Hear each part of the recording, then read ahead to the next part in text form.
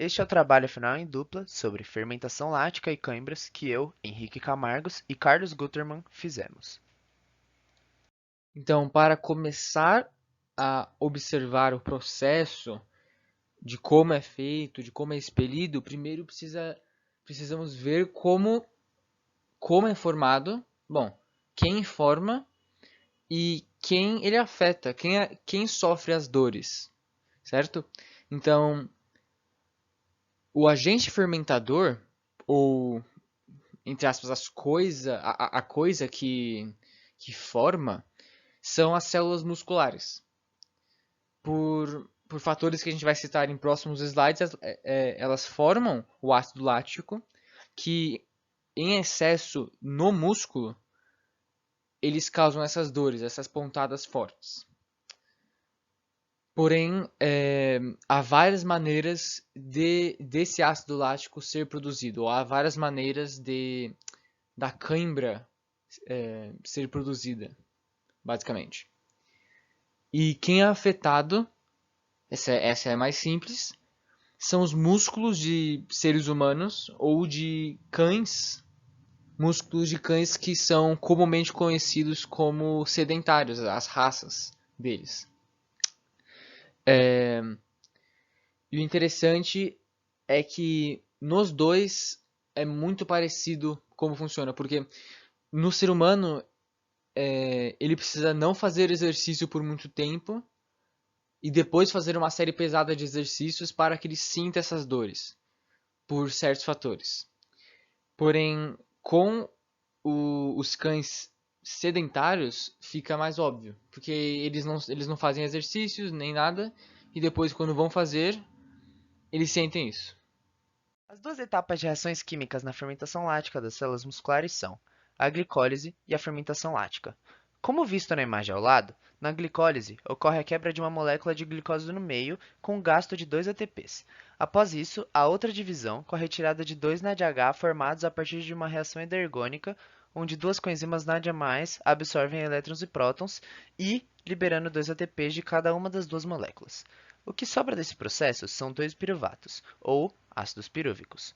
Já na fermentação lática, coloca-se os NADH retirados na glicólise de volta no piruvato para que se forme o ácido lático, ou C3H6O3.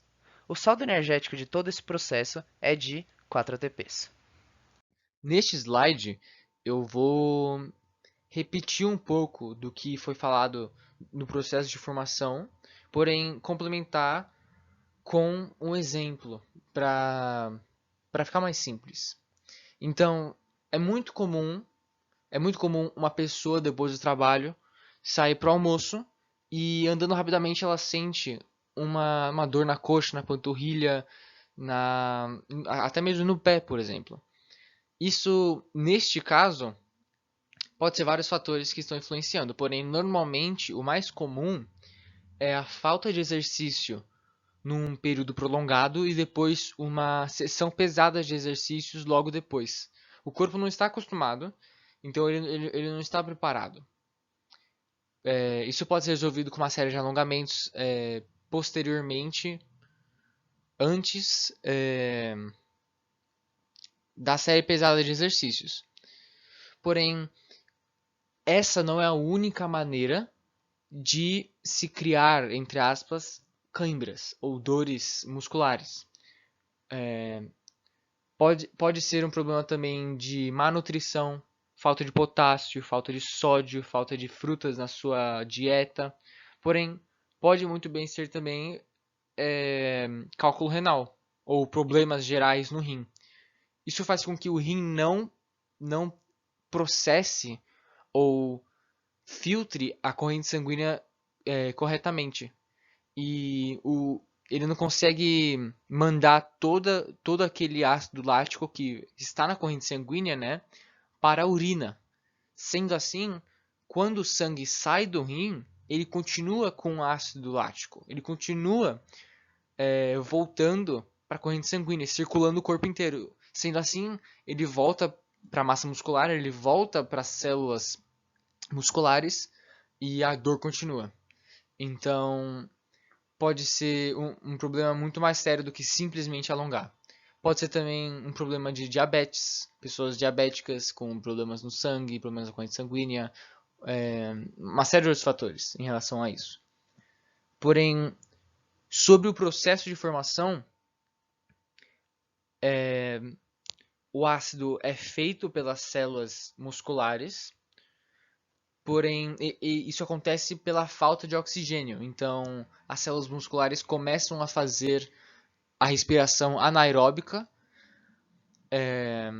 Fazendo a respiração anaeróbica, elas produzem ácido lático. E não é o ácido lático o problema em si.